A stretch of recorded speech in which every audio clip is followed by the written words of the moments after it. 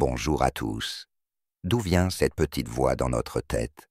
Celle qui critique, qui juge, qui parfois même nous sabote. Cette voix qui nous dit qu'on n'est pas assez bon, que les autres vont nous rejeter, ou que le pire est toujours à venir.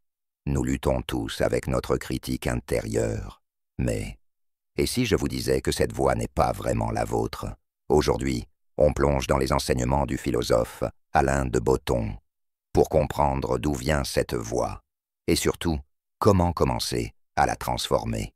Chapitre 1. La voix intérieure est une voix extérieure. Une voix intérieure est toujours une voix extérieure qu'on a intériorisée.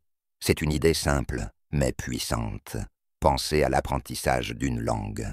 Quand nous étions enfants, nous avons absorbé sans effort des milliers de mots, des règles de grammaire, et en parallèle, une syntaxe émotionnelle. Nos modèles, nos parents, la culture autour de nous, nous ont appris des règles invisibles, ce que ça signifie d'être un homme, ce qu'il faut faire pour mériter l'amour, ce qu'il se passe quand on échoue, ou quand on montre sa vulnérabilité, et tout cela est devenu notre propre discours intérieur, comme notre langue maternelle